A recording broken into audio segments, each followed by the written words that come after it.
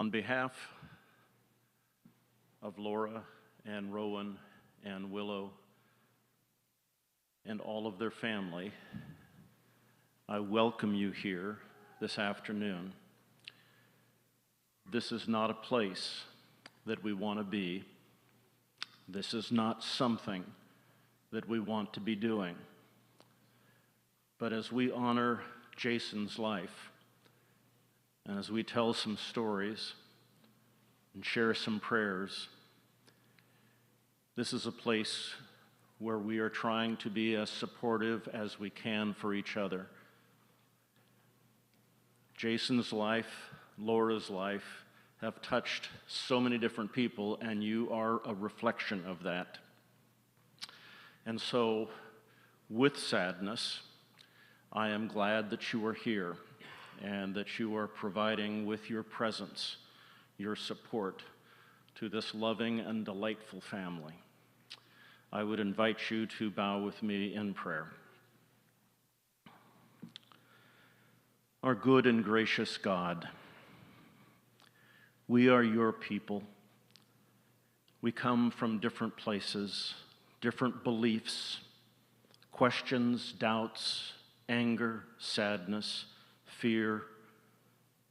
All of this mixes together in a time like this when we are here because of a loved one's death. We are here because of our friend Jason. We are here because he touched our lives. And we give you thanks for each of those precious moments.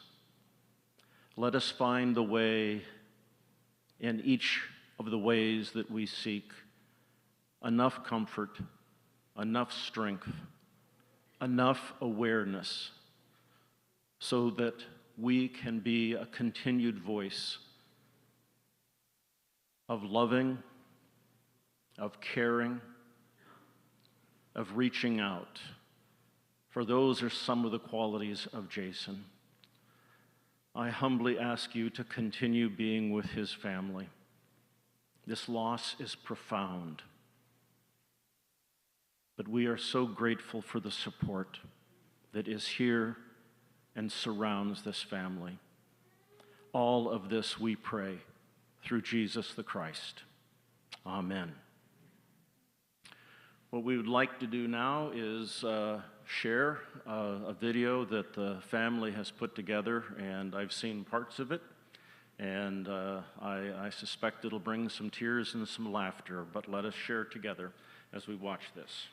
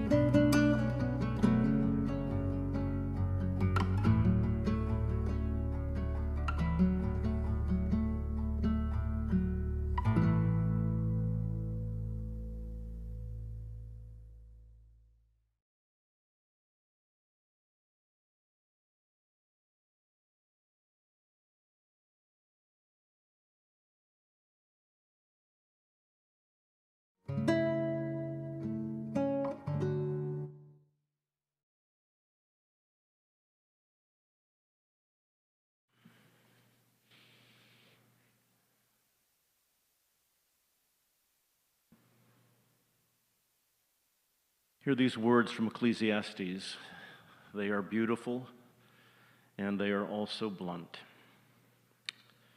For everything there is a season, and a time for every matter under heaven, a time to be born, and a time to die, a time to plant, and a time to pluck up what is planted, a time to kill, and a time to heal, a time to break down, and a time to build up, a time to weep, and a time to laugh, a time to mourn, and a time to dance, a time to throw away stones, and a time to gather stones together, a time to embrace, and a time to refrain from embracing, a time to seek, and a time to lose, a time to keep, and a time to throw away, a time to tear, and a time to sow, a time to keep silent,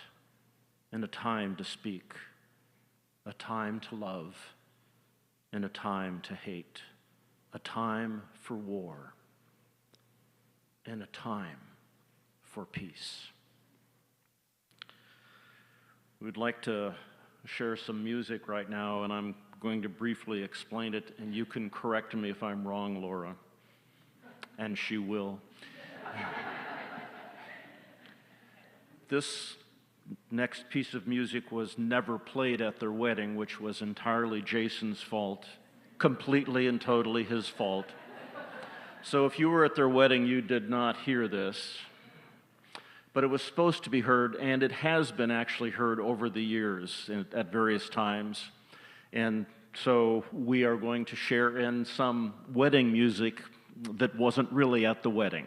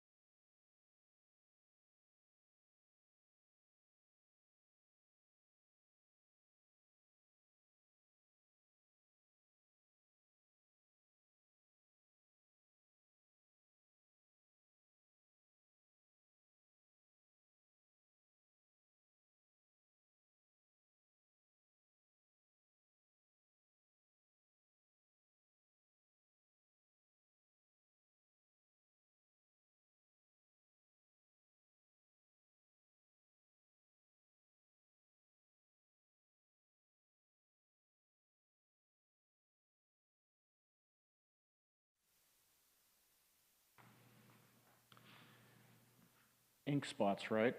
1939. Yeah.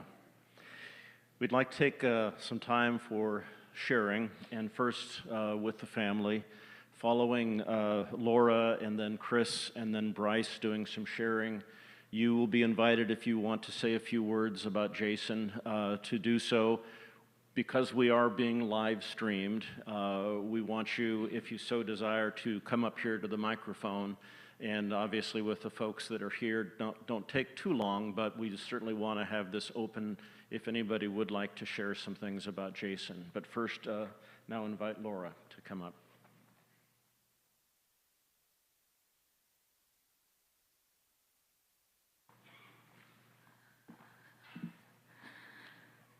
I speak in front of children and adults all the time. But this is harder than anything I've ever done, speaking in front of a group of people. I wrote a lot, and I'm going to try not to just read, but I just need to say it all. So I want to begin by thanking everyone who came here today and those who are watching from afar. The love that you have for Jason is obviously immense. I never thought I would have to write about this or speak to a crowd of people about Jason so soon.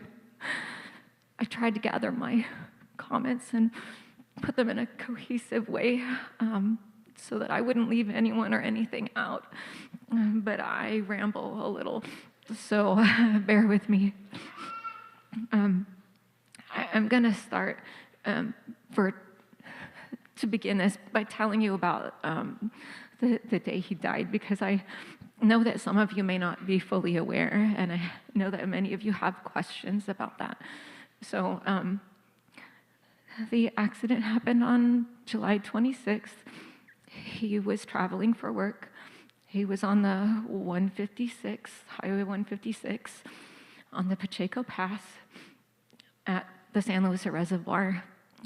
The witness who spoke to the CHP and who called in the accident said that he was traveling all by himself on the road, no cars around him, had been following him for some time, and he was driving completely normal in the right lane, and then he just suddenly veered off.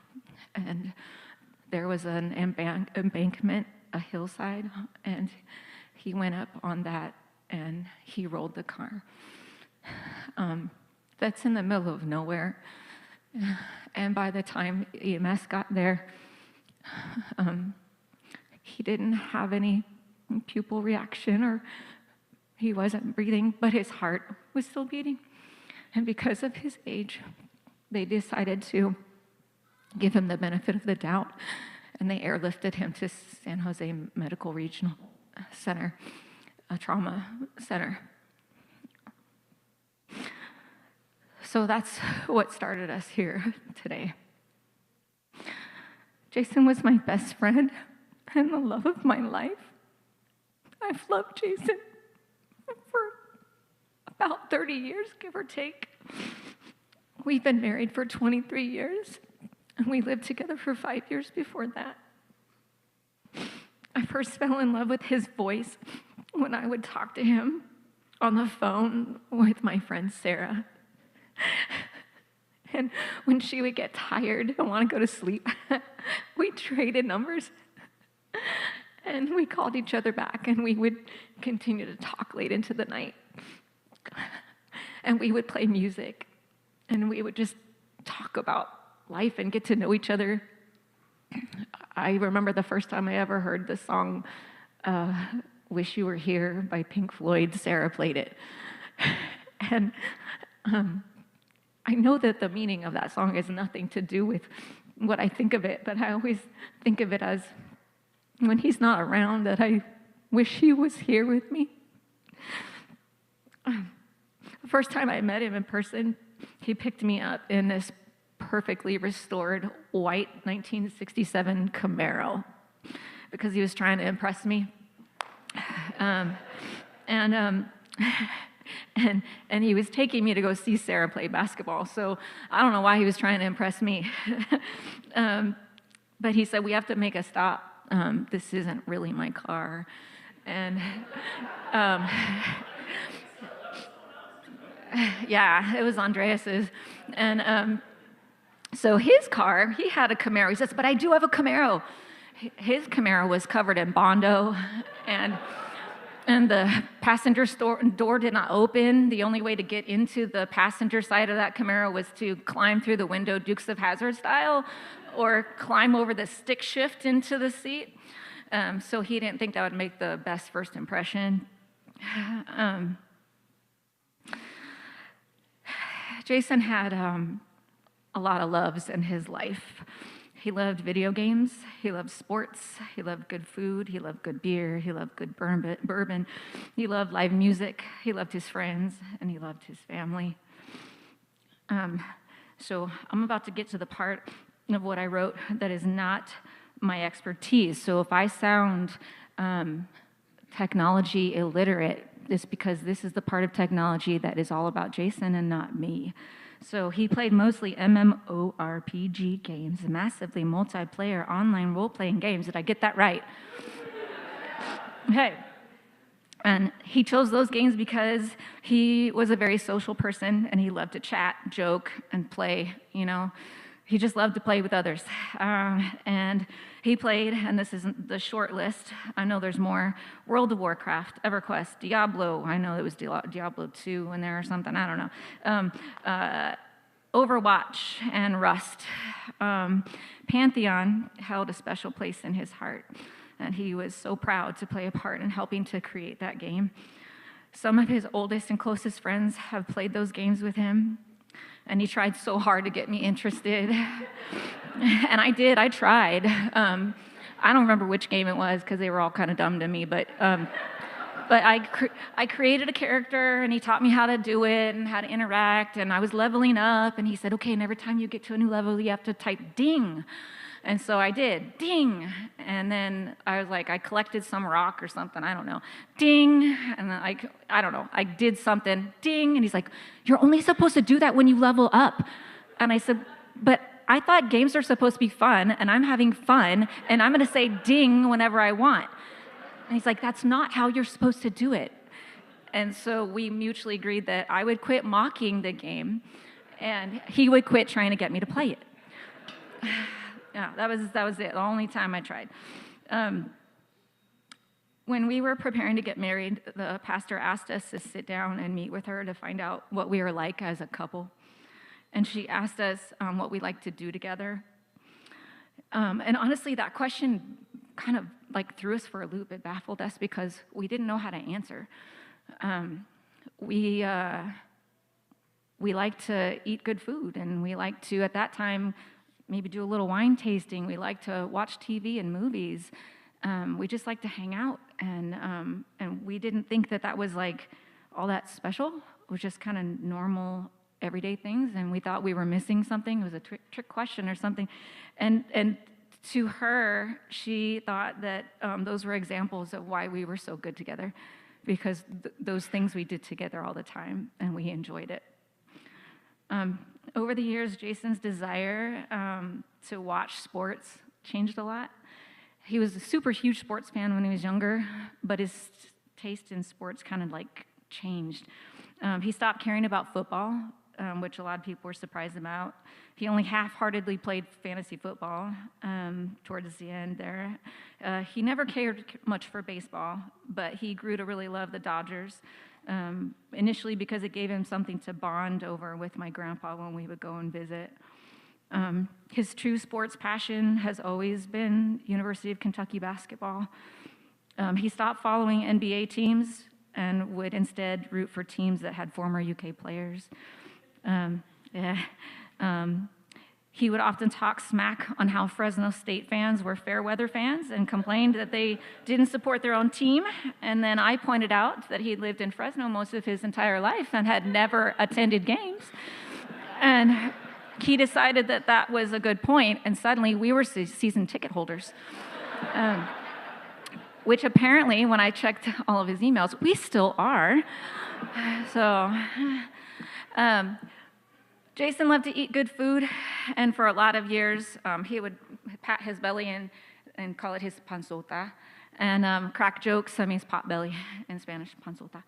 And he'd say that was very obvious that he liked to eat. He got immense joy from cooking for others, especially barbecuing. And when he got that flat top grill, oh my God, like, it was in heaven. We ate out a lot though, because we really enjoyed good food together. I tried every new restaurant in town, as long as they could feed a vegetarian, and the 2 daughters who were vegetarian, and the Jason who couldn't eat pork, and semi-vegetarian. Recently, we've been watching this TV show called The Bear, and if you haven't had a chance to watch it, I think it's on Hulu. Check it out. It's really good. It's about a Michelin star chef who takes over the family restaurant business. And it inspired Jason because he was suddenly like obsessed with how many Michelin star restaurants were in each town and how many stars did they have and what did they serve. And we went on a vacation to Europe over the summer, and while we were in Berlin, we were walking around and literally just walking around. He said, "Let's find a restaurant, someplace to eat." And he navigated us to this crazy little place that was in an alleyway behind a hotel, like behind the dumpsters and stuff. I mean, like, I was like, we're lost. This is not it. And we turned the corner, and there's this chandelier blinking under like nets, and there's this like weird little like balcony thing with like pink lawn furniture on it. And you have to ring a buzzer to get inside. There's no windows, nothing. And we come in, and he tells me it is a 1-star Michelin vegan restaurant, and would I want to have dinner there? And I said, well, I'm hungry. So yeah. So we had this super fancy 1-star Michelin vegan dinner in Berlin. It was amazing. It's a place called Cookies Cream, which wasn't anything like it sounded at all. We love to travel together, and sometimes we plan things out, but he was adventurous and would often just follow the road, and we would just see where it took us, which was a lot easier once Hotels.com became a thing, that we could just find a hotel anywhere. We traveled to Canada, Netherlands, Germany, Czech Republic, Belgium, and all over the United States with that philosophy. We usually let the search for a good meal or a good drink be our guide. We've sampled cocktails and craft beer all across the world. And amazingly, he was still able to donate his liver. I was shocked. I'm telling you, I was shocked. When we were doing the little questioning thing about, like, you know, his habits and stuff, and, you know, does he drink? And I was trying to be as honest as I could. And I just said, look, just check the liver, like a lot. Check it a lot.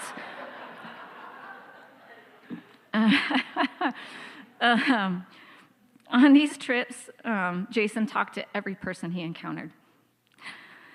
He tried to get to know every flight attendant. On the flight to Europe, he made best friends with the flight attendant on his side of the aisle. She was teaching him all kinds of words to say so that he could interact with people in Amsterdam in their native tongue, in Dutch. He wanted to know every taxi driver, every bartender, every fellow passenger, and every person seated next to us at a bar. And he preferred to sit at the bar wherever we went. If there was a bar, that's where he wanted to sit, because it gave him an opportunity to meet someone new and to make a new friend. And that's true. That's really true.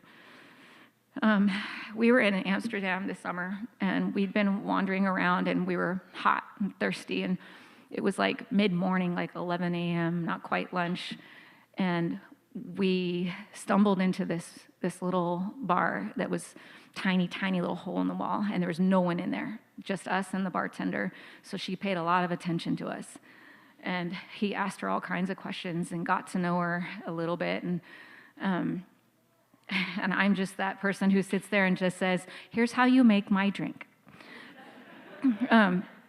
So she said, come back tonight. It'll be a lot more fun. There'll be more people. Come back tonight. And I didn't think we would.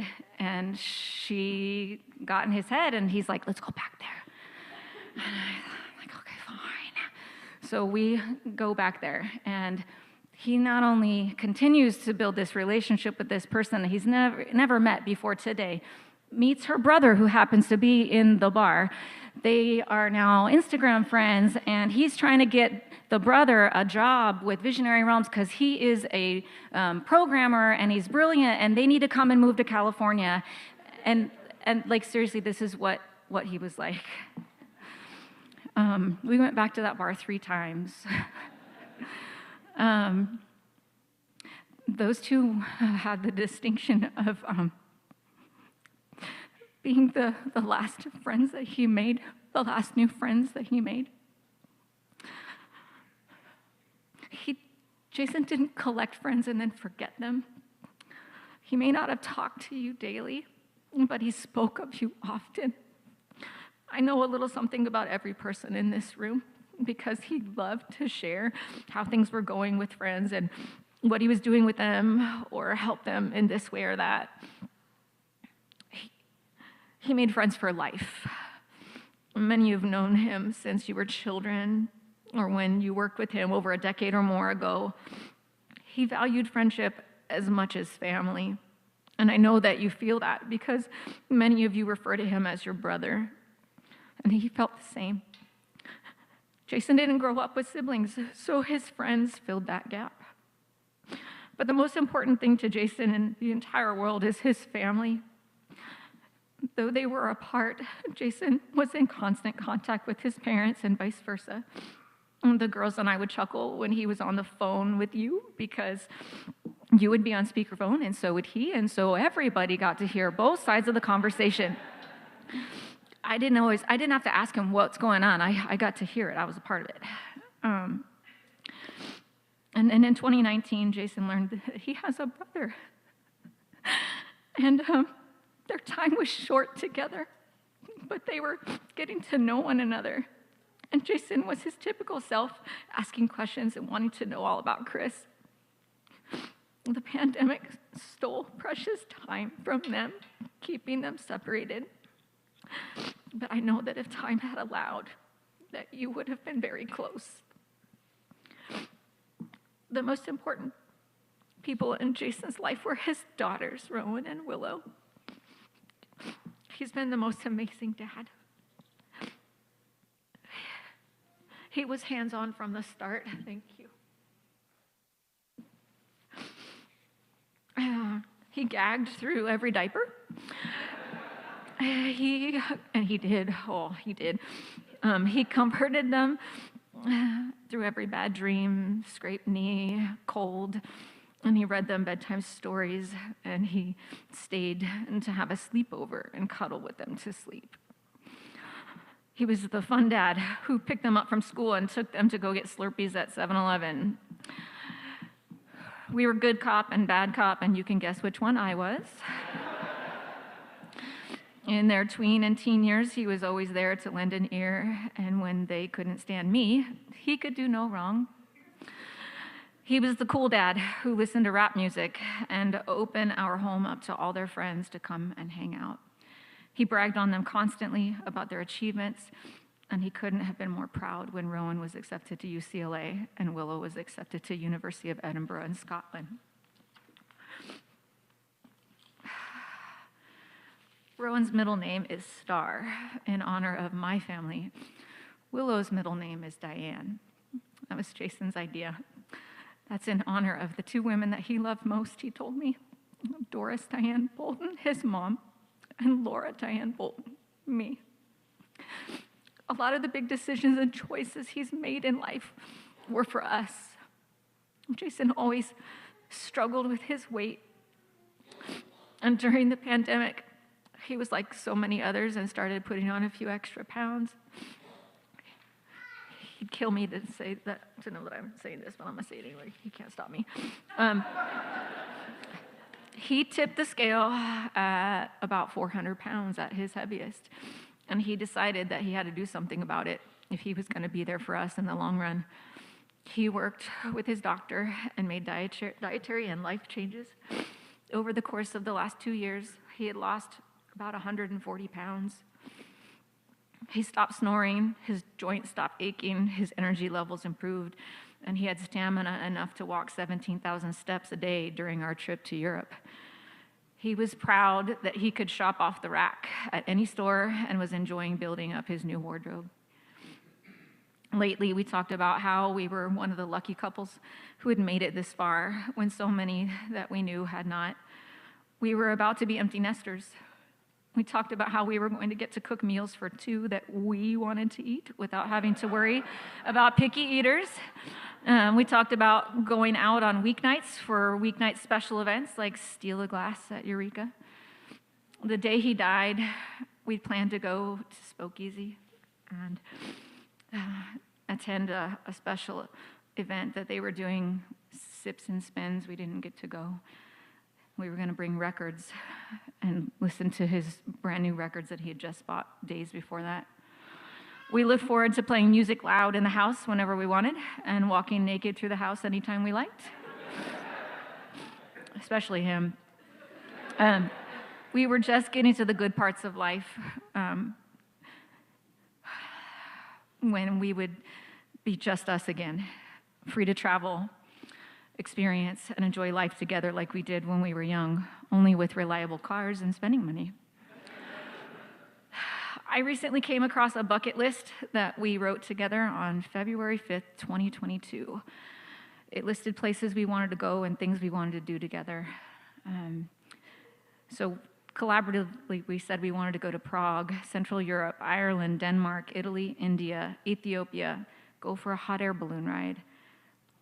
Concerts we wanted to attend: Coldplay, Band of Horses, Radiohead, Against Me, Nas, Florence and the Machine, and he wanted to get a Rolex, so I said, then I get a DSLR, which is a fancy camera.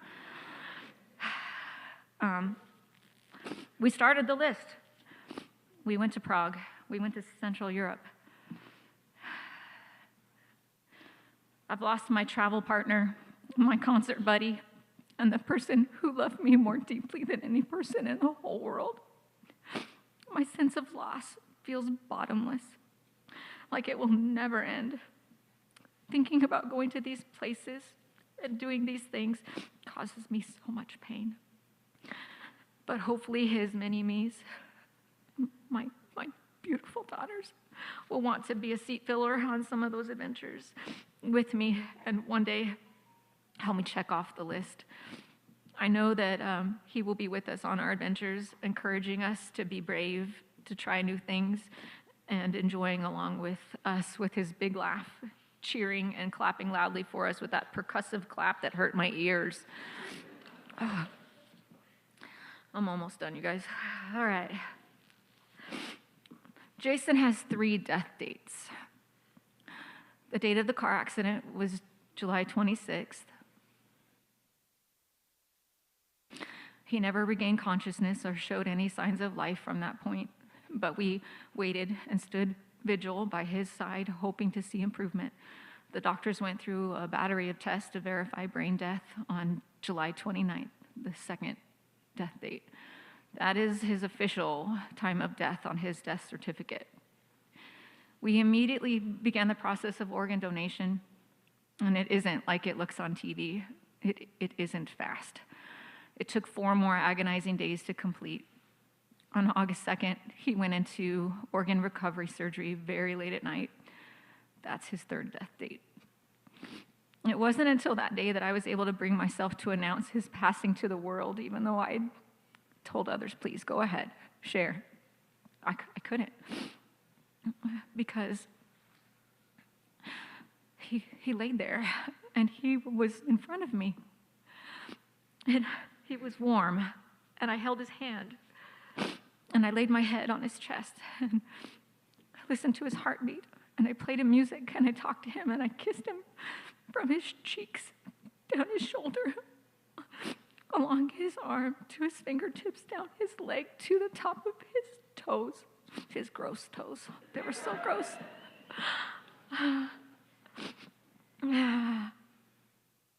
I showered him with love and affection. And in those last few hours, I coached him up. I told him that he was in the home stretch. I used a baseball analogy. I did. I told him that he was in the home stretch, that the bases were loaded. I kept telling him that you can do this, and then the last thing that I told him before they took him is that I loved him and I would always love him, and that it was time for him to hit it out of the park. Jason also has 2 birthdays. He was born October 7th, 1973.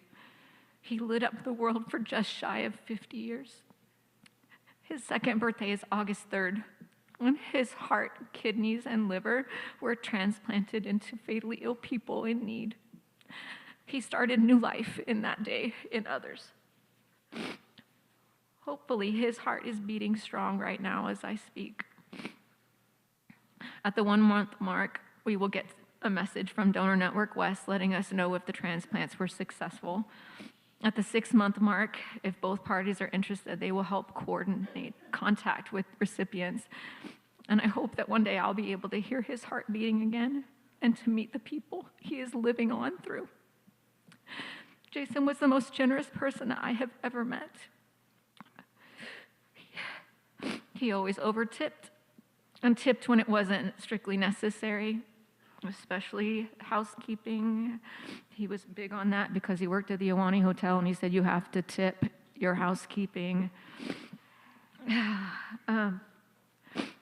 Many of you have been on the receiving end of his generosity and know exactly what I mean. The way he died is in keeping with who he was in life. So if he had to go too soon, this was the perfect way for him to do it. So if you want to do something to honor his memory, please sign up to be an organ donor. Put your wishes in writing for your family and talk to them about your wishes. If you are already a registered donor, consider giving a donation to Donor Network West. They are a nonprofit organization, and the kindness and care they gave Jason and to all of us who stayed at his bedside through the whole process was nothing short of amazing. Be like Jason. Be kind. Help others. Be generous. Over tip and always tip housekeeping. Take an interest in others. Listen to good music. Enjoy libations. Eat good food. Root for UK and the Dodgers. Be loving. Tell jokes. Be a good friend. And register to be an organ donor. All right, one last thing that's not written there. I had a feeling that this room would be packed with people coming from all over the place, and so many of you surprised me from very far. There isn't a place for us to do a reception here, and that was my plan, was just that we would say goodbye at the end of this, and thank you for coming. But I did reserve seats for 50 at Summer Fox, the brewing company that's down the road from our house, Herndon and Melbourne area.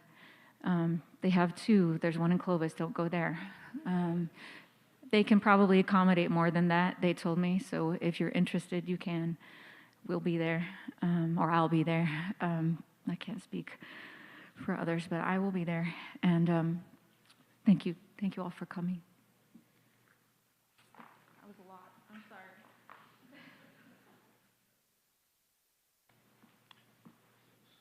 No need to apologize. I'd like to invite Chris to come up and share.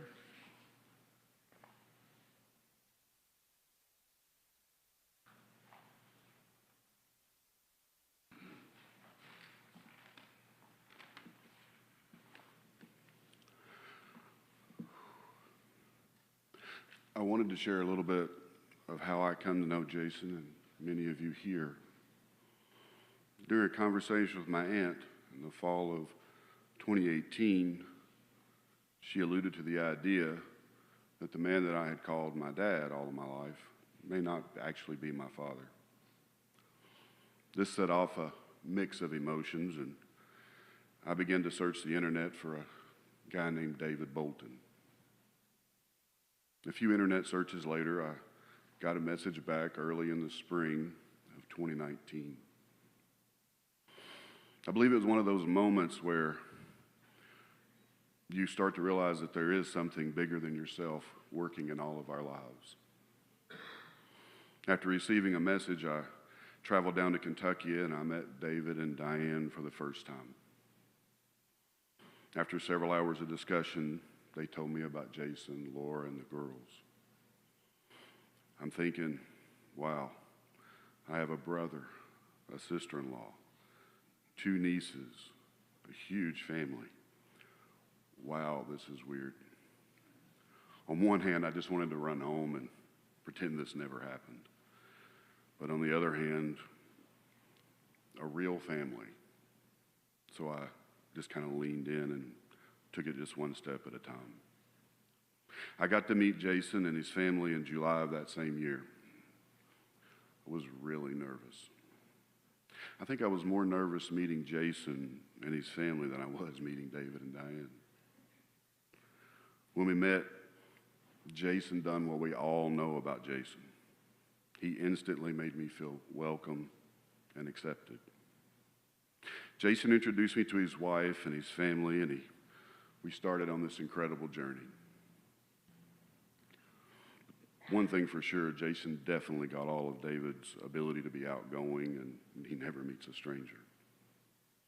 I was invited to come here in June this year and watch Willow graduate and to meet his friends at the graduation parties for Willow and Rowan. I also got to see some very large trees.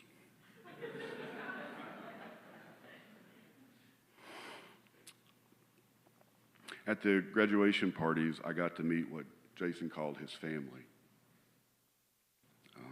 We had several conversations on the phone and texting, and so many wonderful people. But just a few days before the accident, we were chatting about Willow and Rowan going off to college. But we also was talking about family and the family that he has here amongst his friends and amongst the people that he loves and holds so dearly.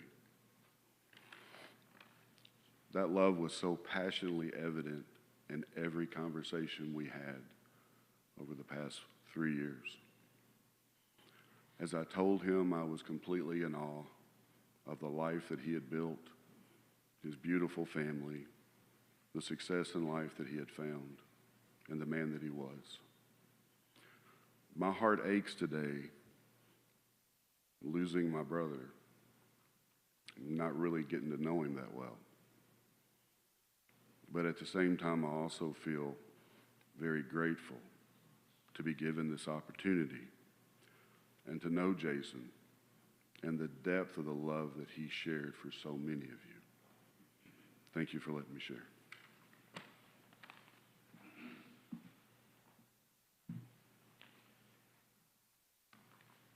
At this time, invite Bryce up, and I think Bryce is someone who has known Jason since they were in preschool. So,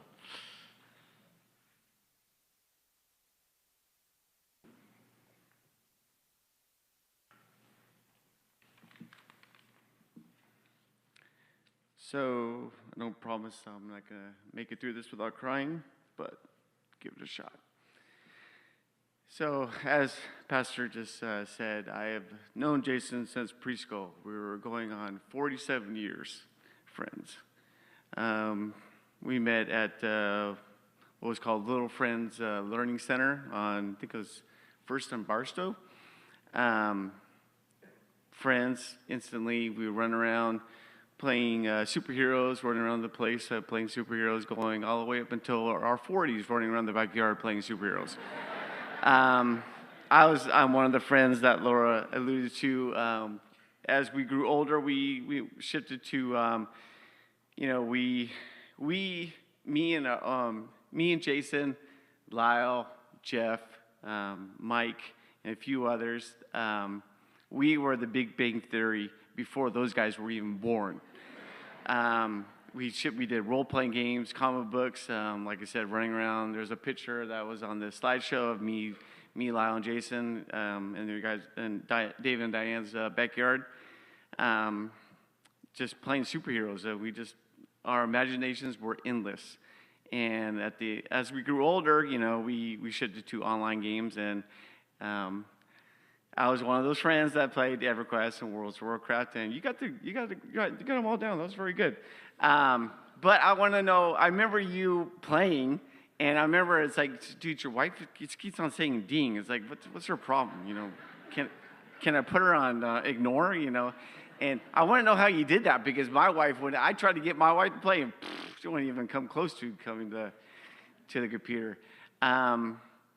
But when Laura was telling me if I wanted to speak, of course I was honored. And she started telling us, like, yeah, I wanted to get a place that was like 150 people, but that's not enough. I want to get a place like the 300 people. I'm like, oh, whoa. And then online streaming, it's like, I'd be lucky if I had 50 people come to mine. And so I'm kind of nervous. So my old college professor says, okay, just close your eyes and just picture everybody in their underwear. I'm like, no, that's not good. But it doesn't surprise me at all. Jason, a lot of them consider me his best friend. I was his oldest friend. Like I said, we're going on 47 years, but he didn't have one best friend. He had a lot of best friends. And it's just the amount of people here that a lot of them I know or heard about, or just talking with Jason. Live streaming from people who can see it from Europe and across the United States. That's incredible, and that's a reflection on Jason. It really is. He can walk into any room, any social criteria, even a room full of axe murderers. You walk in and let's make friends. It doesn't surprise me. He was my best friend, and I do have to admit something, and I didn't even share this with my wife. One of the emotions that I was feeling when I learned of his passing, and it's more my selfish reasons, is I was pissed at him. I was extremely mad at him, because I don't remember a time in my life that Jason wasn't in it. And now I have to go through life without my best friend.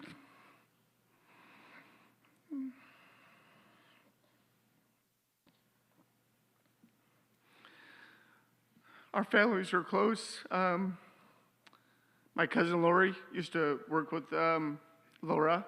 My mom worked with her mom. Let's see, what else was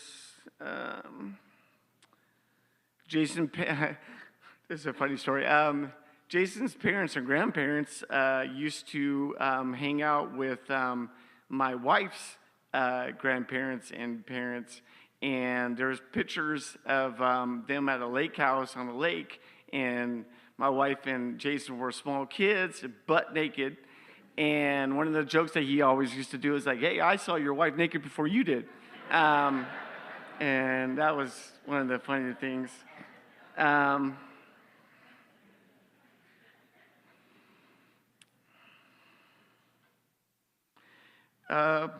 Probably a week before Willow's graduation, we got in touch, and we hanged out over at Mad Duck. And only thing he talked about was the big thing was how proud he was of his daughters. He was so proud of Rowan, of what she accomplished, and accepted to UCLA.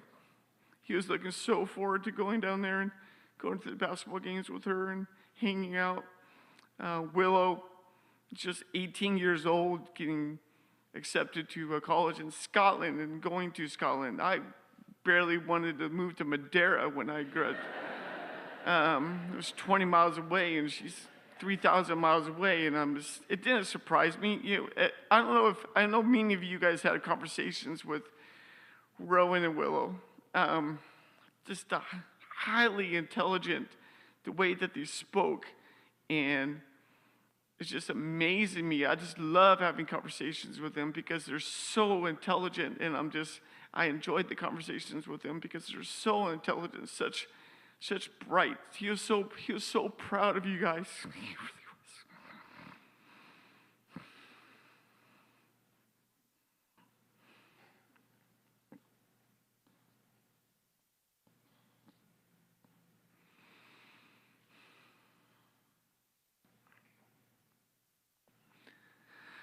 So, just want to let my best friend know that even though he's gone, his family will always be part of my family. You guys, never alone. My family is your family.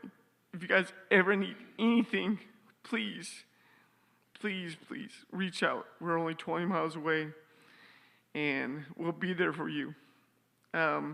Dave and Diane grew up with you.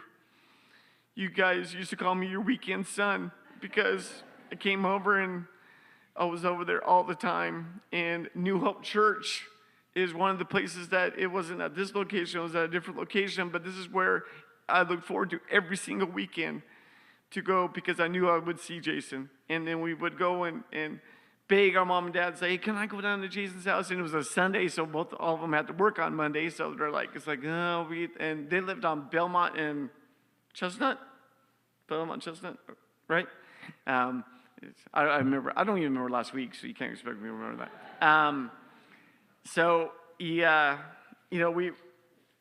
I just look forward to it. And I used to be a big old duffel bag of toys, and we played superheroes all the way up until we were 50. But I will miss him more than anything. And again, you guys, my family is your family. We love you guys, okay?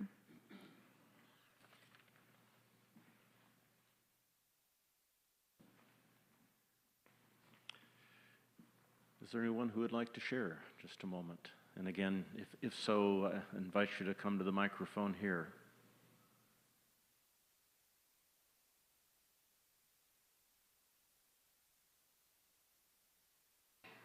Okay. And as Laura said, there will be a time afterwards a little bit to greet them and also to go to the restaurant. And here we have someone.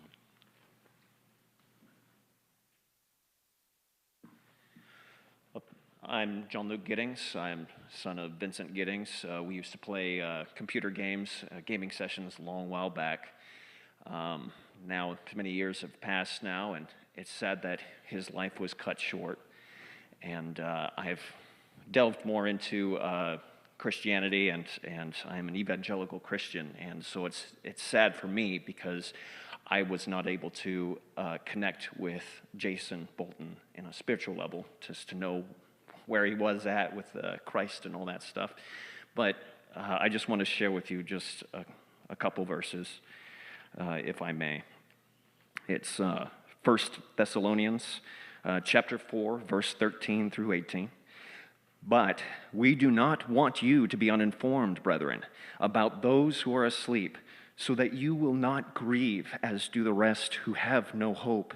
For if we believe that Jesus died and rose again, even so God will bring with him those who have fallen asleep in Jesus. For this we say to you by the word of the Lord, that we who are alive and remain until the coming of the Lord will not precede those who have fallen asleep. For the Lord himself will descend from heaven with a shout, with the voice of the archangel, and with the trumpet of God, and the dead in Christ will rise first. Then we who are alive and remain will be caught up together with them in the clouds to meet the Lord in the air, and so we shall always be with the Lord. Therefore, the comfort of one another with these words. Therefore, comfort one another with these words. And lastly, I just want to say, as a hope that we will meet again, Jason Bolton, in heaven, along with everyone else that we love. Do you not know, have you not heard, the everlasting God, the Lord, the creator of the ends of the earth, does not become weary or tired. His understanding is inscrutable. He gives strength to the weary, and to him who lacks might he increase his power. Though youths grow weary and tired, and vigorous men stumble badly, yet those who wait for the Lord will gain new strength. They will mount up with wings like eagles. They will run and not get tired. They will walk and not become weary. Appreciate all of you being here, and thank you so much. And thank you, Laura, for sharing about Jason and about your life with him.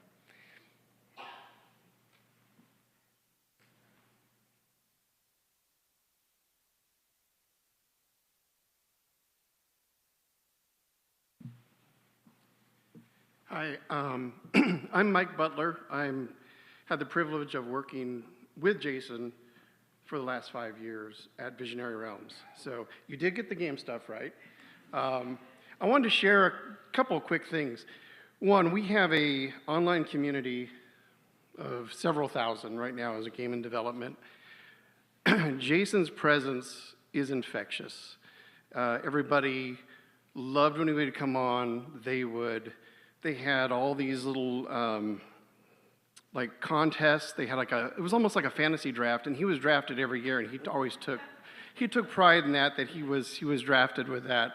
One of the things that he and I worked on was, as a game that's being crowdfunded, we had to figure out how to get people to basically give us money so we can keep going. And he would never let me forget that he met with somebody at the very first meeting we had, and he got them to give us $10,000. And he's like, and I'm like, I'm going to put you in front of everybody because we need this. But the entire team, while he was not a full-time person with us, his presence was felt every day. In fact, the day that he had his accident, I was calling him because he and I normally have a meeting on Wednesday afternoon, and I couldn't reach him, and it was really odd for him not to answer. So I was like, knew something was, either he was busy with something, but I never could get a hold of him. So it really rippled through our team, just that loss that we feel with him. I did want to share one thing you mentioned about his generosity.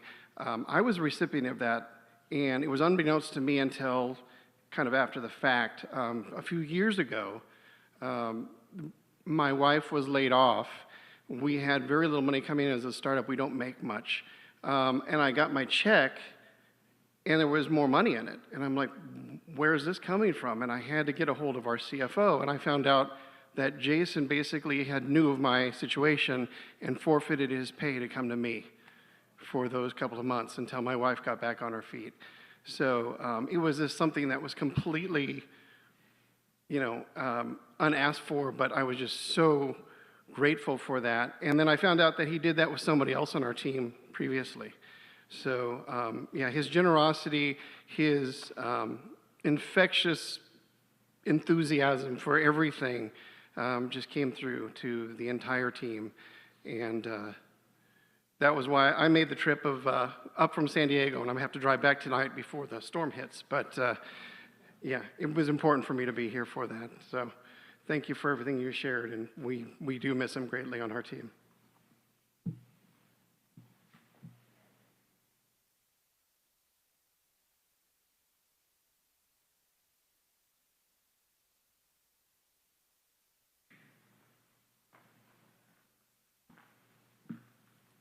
My name is Lyle Isaacs. I'm the third of the trio with Bryce and Jason. Not sure if I can make it through this. I was right there with Bryce, pissed at him. But I realized something that it's true for you, it's true for me, it's true for all of his family, and probably a lot of you out there. He's not gone. He's still with us. There's not a decision I make every day. There's not a vision I see. There's nothing I can do at any point in time, at any day, that doesn't have him as part of it. Hasn't been affected by him in some way. I've known him for 45 years. He is part of me, and he always will be. And the person he was, I can just look out and see the room is Jason. He's not gone. He's in every one of us.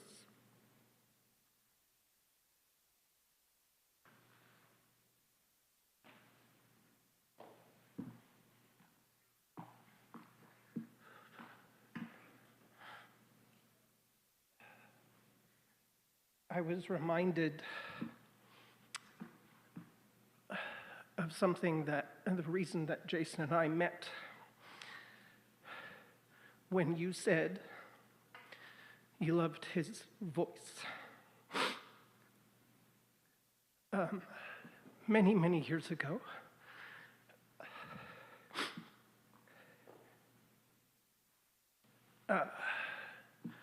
I worked on a helicopter in EMS. I'm still in EMS, not on the helicopter anymore. And we had been given a flight in the direction of Bakersfield. And for whatever reason, our pilot did not check the weather quite as far as he probably should have. And the first time I heard Jason, he came up over the radio, and I sit in the back of the helicopter where there's this big, long bank. It's about this big of radios. There's more buttons than you can shake a stick at. And he came over the air radio and said, a different helicopter had turned it down for weather. So I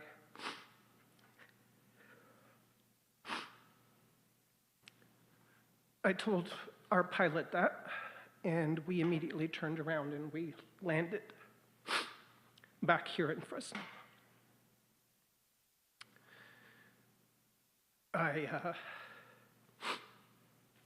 The three of us, there's a nurse, a pilot, and the medic, myself, we all stated that he probably saved our life.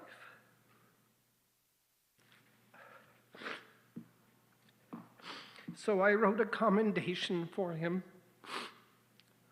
and somehow, and I don't even remember, quite frankly, how it happened, but Jason and I started talking after that was done, and I may not have known him as long as you have, Bryce, but I am one of those people here that are his best friend, even though there's a bunch of us.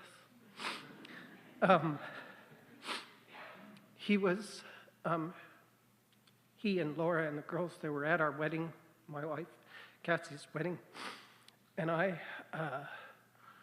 and the last story I'm going to tell, because I know I shouldn't be taking too long, but it goes to show you he was our daughter's second dad. When I couldn't, or my wife couldn't, she would be over there with Laura and the girls, and they became best of friends. And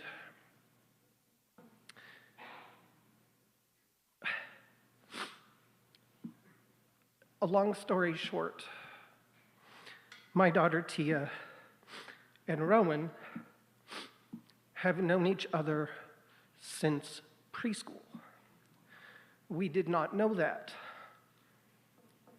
until Laura found that out and remembered a picture. And we were over there one day, and she said they've known each other since preschool. So I think it's just fitting.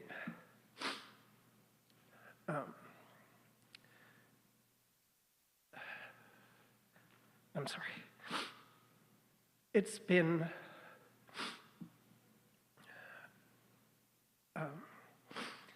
very difficult, as I'm sure everybody can imagine, but I am so grateful for the time that he gave us. And I'm grateful to you, and to you, and to you, and to you.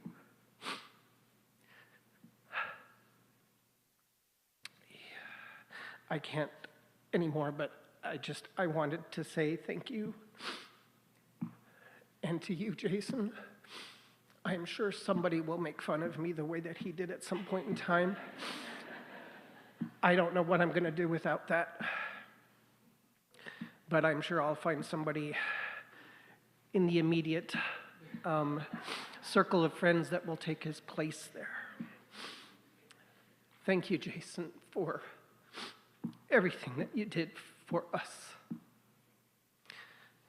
That's all I have. Thank you.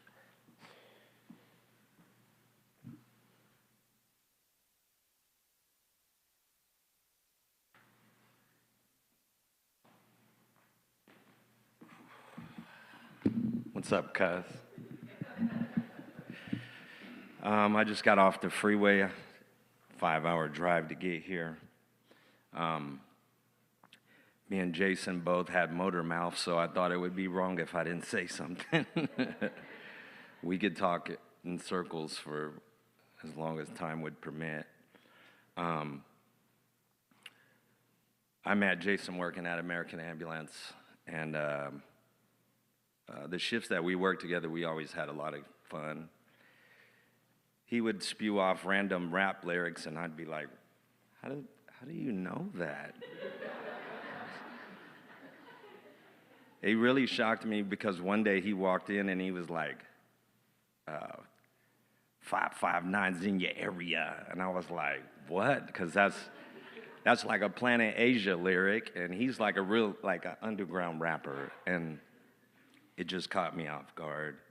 But Jason was a big Nas fan, and I've always liked Nas. If you guys heard of Nas, he's a pretty good rapper.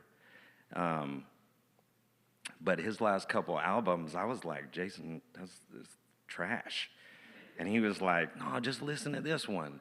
Cop shot the cop, cop shot the cop, cop shot the cop. And I was like, I'm just not feeling it, man. But when Laura called me the other day and told me everything that was going on, I went back and listened to the album, and it sounds a lot different now. It sounds completely different. Now I can hear what he was hearing, and it's moving, you know. I came from a really rough environment and pretty tough background, and when someone else from outside of can understand that, that speaks to you in a different way on their level of empathy and compassion, how they can put themselves in your shoes.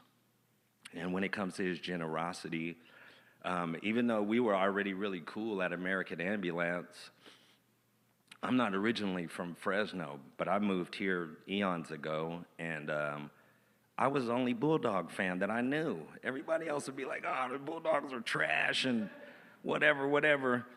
But after Jason left American Ambulance, he knew how much of a Bulldog fan I was, and he started inviting me to every home game, every single home game. And so me and Laura and the girls got familiar with each other. I would bring my sons, and we spent a lot of time at those games talking each other's ears off while these guys are rolling their eyes. And we don't even know that player. Who cares?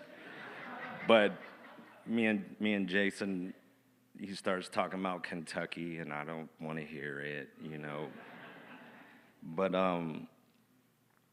interesting, I did my Ancestry.com, and we found out that we're cousins.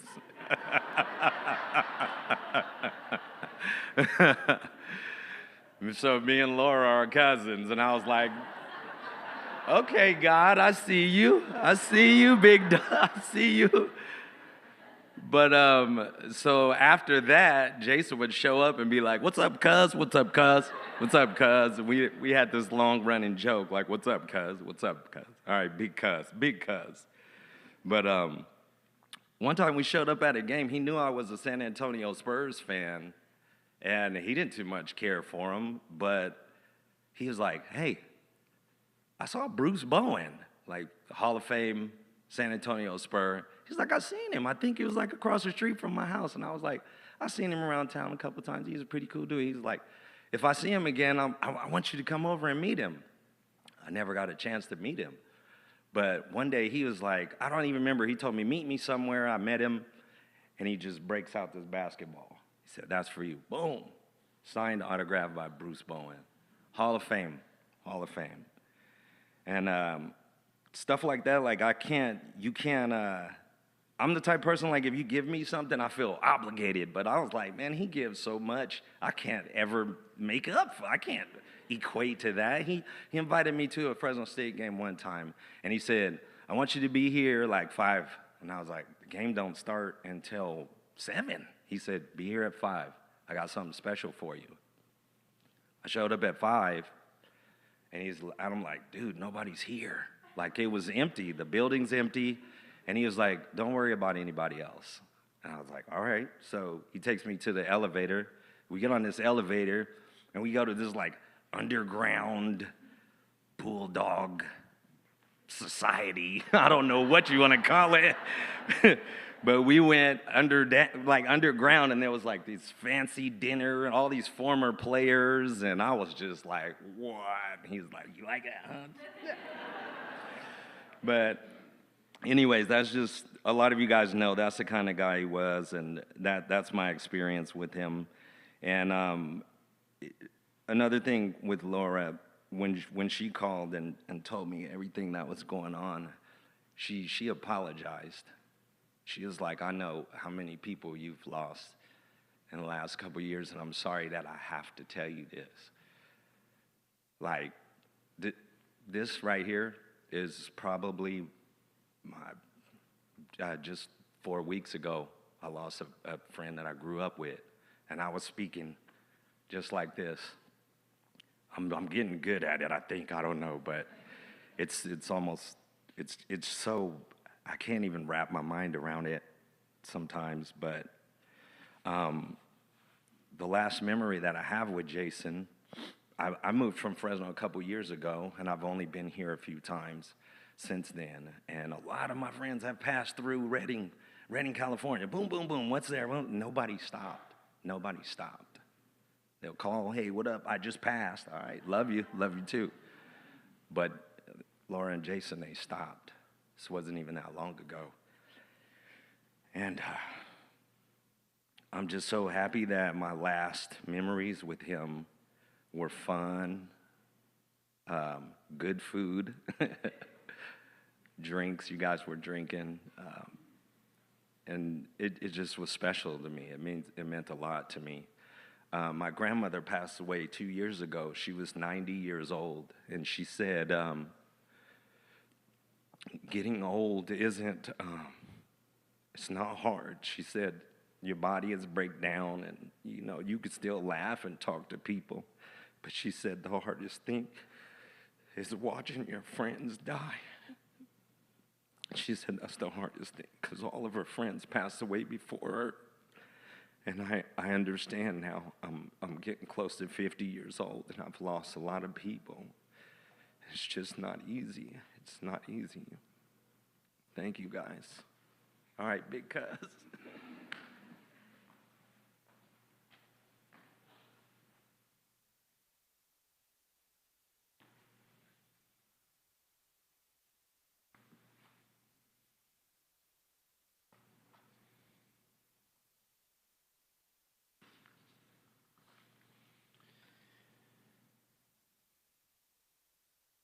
Just a very brief reading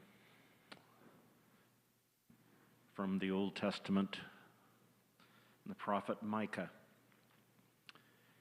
He has told you, O mortal, what is good. And what does the Lord require of you? But to do justice, and to love kindness and to walk humbly with your God.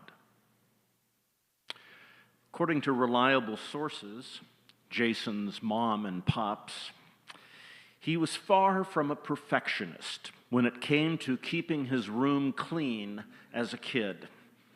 You couldn't see the floor for all of the dirty and clean clothes, the toys and games, and all the other usual debris of an elementary school kid.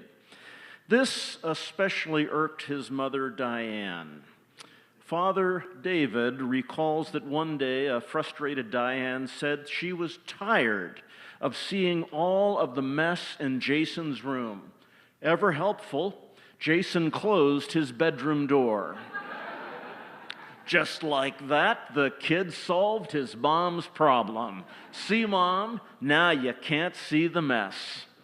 Jason could drive you crazy as a kid. Oh, and as an adult, too.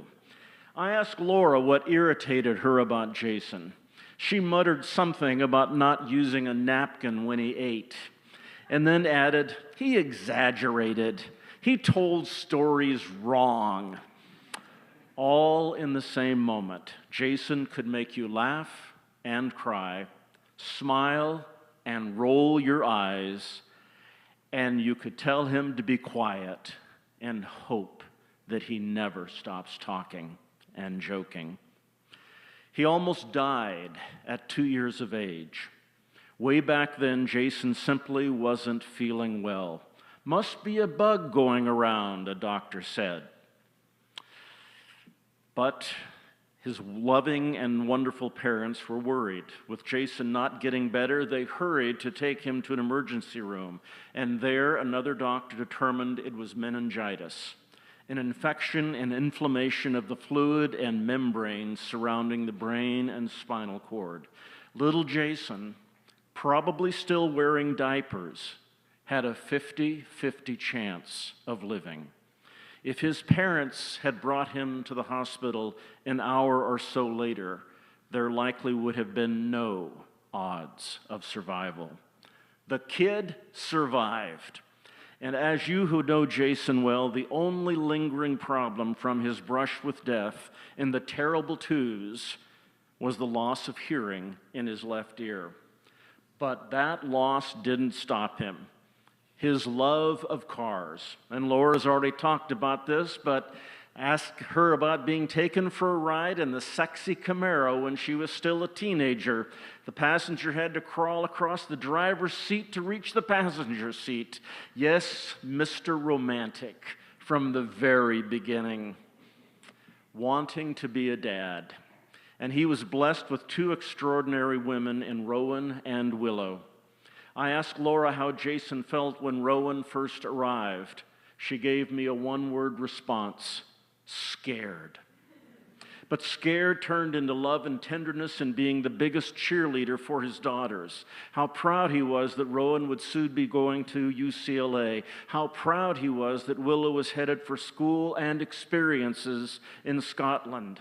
And by the way, as Laura also mentioned, there's no surprise with those who knew him that she was the parent who played bad cop and he was the good cop. Now, she told me that when Willow was over on the couch and she had just had 15 of her wisdom teeth pulled and she was in a pretty bad state of mind. But when I went over and looked at her and I said, is that true? Was he the good cop and she was the bad cop? And I immediately got a thumbs up from her. No doubt whatsoever. How did a guy with one ear end up loving music? Well, Jason did. Is there any music he didn't like? If a punk band was playing nearby, Jason was usually there. He played in bands and delighted in attending concerts, whether they were in a local bar or a huge stadium. Give the guy some music to listen to, a glass of good beer, and Laura at his side, and it was heaven on earth. And I think that's how Jason made so many people feel. Heaven on earth. With his world of family, with his world of music, with his world of business, with his world of gaming, with his friends across the country and across the oceans. What does the Lord require of you? The ancient prophet Micah asked. Do justice, love kindness, walk humbly. Jason is and was someone deeply passionate about the beauty found in each person, who made sure that there was heaven on earth for everyone he greeted. Laura said he never met a stranger. The kid who nearly died at 2 died too soon. His death on July 26th was tragic and unfair. In my reading of the Gospels, Jesus didn't spend a lot of time promising heaven or threatening hell. Jesus spent most of his time plunging into people's messy, marvelous lives, eating and drinking with them, laughing, sharing, healing, hoping, loving. I believe so much about God is mystery, beyond human comprehension. But I also believe that the God proclaimed by Jesus declared that love is forever. And I believe with all of my heart that God has not taken Jason from us. I believe God has, with holy tears and divine sadness, received Jason into a forever love. We are grieving. We will continue to grieve. Jason's death is beyond words. Parents without a child, a wife without a husband, daughters without a father, friends without a friend. In the midst of this terrible death that was not part of anyone's plan, how can we make sure, even as our grieving continues, that we will carry Jason's love of kindness and mercy into each new day? Well, I think Jason might answer, don't forget to leave a big tip. Remember the waiters and the house cleaners and all of those underappreciated folks who work hard. Be generous. Play good music, loud. Cheer on the Kentucky Wildcats. And even as a Giants fan, I would even say for Jason, go Dodgers. Okay, I said it. Settle around a table with good friends and drink and tell a story and share laughter. Make sure there is room for everyone, and make sure that every day no one feels that they are a stranger. Jason died too soon, too terribly, but no surprise. Even in the awful end, he literally gave his body away.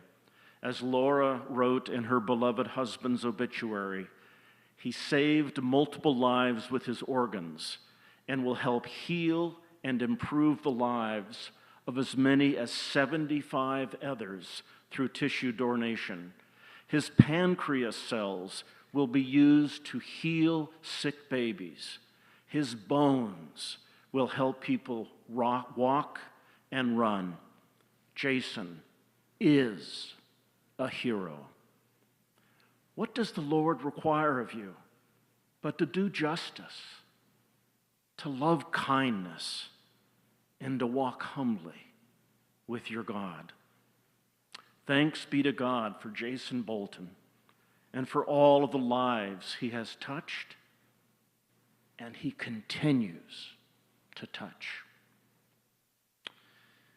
And now we want to share what Laura described as one of the calmest of the punk rock music selections that we could have. So if you could just enjoy Cat Heaven.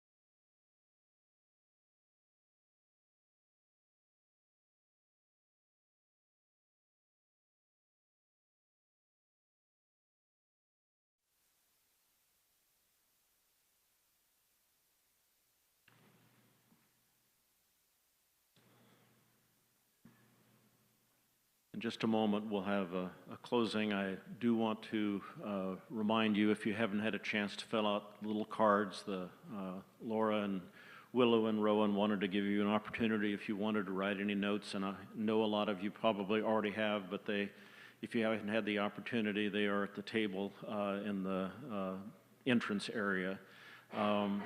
When we are at the closing of the service, I'll invite the family to come and kind of line up over here, and so if you want to spend any moments greeting, be able to exit through that door, and certainly the doors back there also, but they'll be here for a few moments at the end of the service. Probably a little selfishly, because it's one of my favorite poems, but also because as I talked to people about Jason, I met him once, by the way. It was at my house, and we were celebrating Laura's getting her master's degree.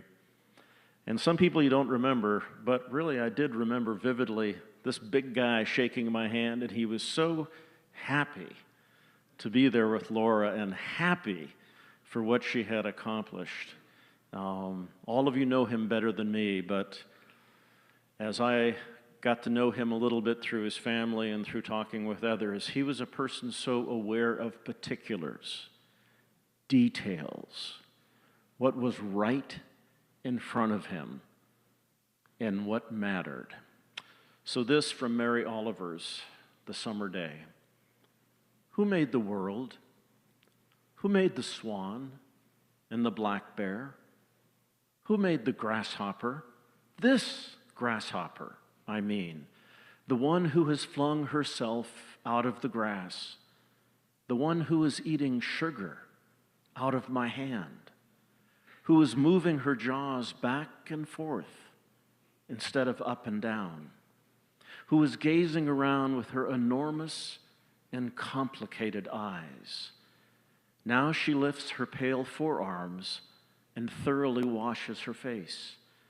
Now she snaps her wings open and floats away. I don't know exactly what a prayer is.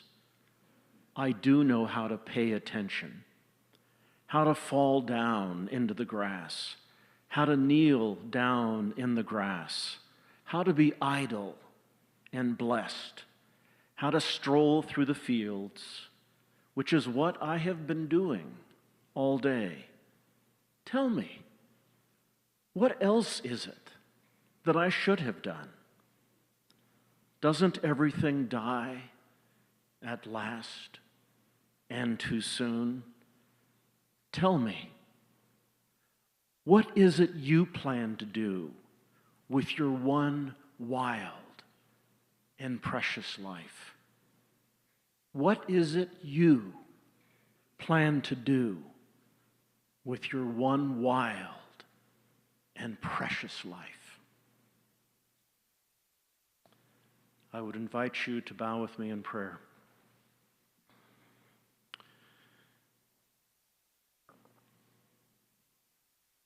Our loving God, there is no closure. There are no stages of grief.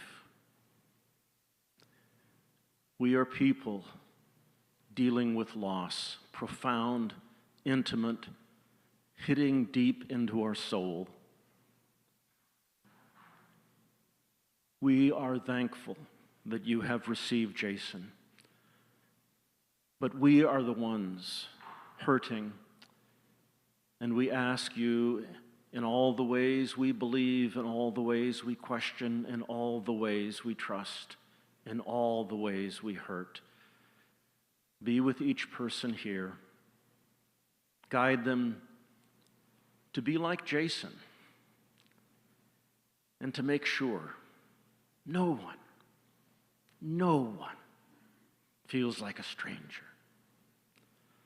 All this we keep in your loving care and pray through Jesus the Christ. Amen.